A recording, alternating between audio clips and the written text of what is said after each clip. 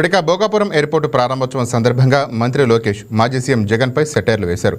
ఎర్రబస్సు రాని ఊరికి ఎయిర్పోర్టు అవసరమని కొందరు అన్నారని, ఉత్తరాంధ్ర ప్రజలను అవమానించిన వారికి ఈరోజు దిమ్మ తిరిగే సమాధానమే అల్లూరి సీతారామరాజు అంతర్జాతీయ విమానాశ్రయ ప్రారంభోత్సవమని అన్నారు. ఎర్రబస్సు రాదు అన్న చోటకి ఎయిర్పోర్టు వచ్చింది, ఎయిర్ బస్సు వచ్చింది, ఏకంగా మన నమో వచ్చారు, ఇది ఉత్తరాంధ్ర దెబ్బ, అర్థమైందా రాజా అని వ్యంగ్యంగా అన్నారు. ఏపీ జీవనాడి పోలవరం అమరావతి పూర్తి చేయడానికి మోడీ నిధులు ఇచ్చారన్న లోకేష్ విశాఖ రైల్వే జోన్ ఏర్పాటు చేశారు, ప్రత్యేక ప్యాకేజ్ ఇచ్చి విశాఖ ఉక్కుని కాపాడారని, కర్నూలు హైకోర్టు బెంచ్ కూడా ఏర్పాటు చేస్తున్నారని అన్నారు. గూగుల్ డేటా సెంటర్, ఆర్సిలార్మిట్టల్ ఇతర ప్రాజెక్టు మన రాష్ట్రానికి రావడానికి కారణం మనం నమో అని తెలిపారు. ఉత్తరాంధ్ర ఉత్సాహం అదిరిపోయింది. ఎర్ర బస్సు రాని ఊరికి ఎయిర్పోర్ట్ అవసరమా అని కొంతమంది అన్నారు. ఉత్తరాంధ్రాని తక్కువ చూశారు, ఉత్తరాంధ్ర ప్రజల్ని అవమానించారు. వాళ్ళకి నేను ఈరోజు సమాధానం చెప్తున్నాను. ఎర్ర బస్సు రాదన్న చోట ఎయిర్పోర్ట్ వచ్చింది, ఎర్ర బస్సు రాదన్న చోట ఎయిర్ బస్ వచ్చింది, ఎర్ర బస్సు రాదన్న చోట మన నమో గారు వచ్చారు. ఇదే మన ఉత్తరాంధ్ర దెబ్బ, అర్థమైందా రాజా? స్వాతంత్రం కోసం పోరాడిన వీరుడు అల్లూరి సీతారామరాజు గారు నడియాడిన గొప్ప ప్రాంతం ఉత్తరాంధ్ర.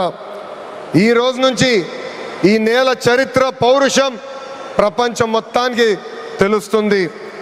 ఈరోజు కేవలం ఒక ఎయిర్పోర్ట్ ప్రారంభం మాత్రమే కాదు, మన నమో గారి వికసిత్ భారత్, మన సిబిఎన్ గారి విజన్ కలయిక ఈరోజు ఉత్తరాంధ్ర భవిష్యత్తు మారే రోజు, ఆంధ్రప్రదేశ్ అభివృద్ధిలో దూసుకుని వెళ్ళే రోజు. ఈ నేలకు స్వాతంత్రం తెచ్చింది అల్లూరి సీతారామరాజు గారు అవుతే, ఉత్తరాంధ్ర కళలకు రెక్కలిచ్చింది గౌరవ ప్రధానమంత్రి శ్రీ నరేంద్ర మోడీ గారు. రైతుల త్యాగం, కార్మికుల కష్టం వల్ల ఈరోజు ఈ ఎయిర్పోర్ట్ మనం చేసుకుంటాం జరిగింది. అల్లూరి సీతారామరాజు గారు ఆయనలో ఉన్న పట్టుదల, పౌరుషం, దేశభక్తి నాకు మన ప్రధానమంత్రి నరేంద్ర మోడీ గారిలో కంపడుతుంది. నమో కా మతలబ్ హిమ్మత్, నమో కా మతలబ్ విశ్వాస్, నమో కా మతలబ్ సురక్షిत भारत, नमो का मतलब दुश्मन को डर, विकसित हो, गरीब का कल्याण हो, भविष्य का गारंटी हो. हर सवाल का एक ही जवाब गौरव प्रधानमंत्री श्री नरेंद्र మోడీ గారు.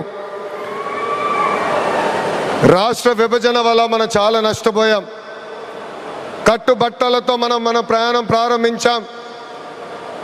అలాంటి అనాథగా ఉన్న రాష్ట్రాన్ని ఆదుకున్న వ్యక్తి మన నమో.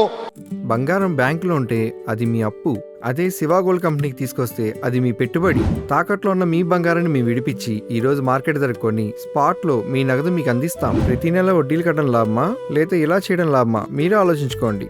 శివా గోల్డ్ కంపెనీ, అప్పులేని ఆనందకరమైన రేపటికి సరికొత్త మార్గం. జస్ట్ ఒక కాల్ చేయండి, తాకట్లో ఉన్న మీ బంగారాన్ని విడిపించి ఈ రోజు మార్కెట్ రేట్కే కొనబడును.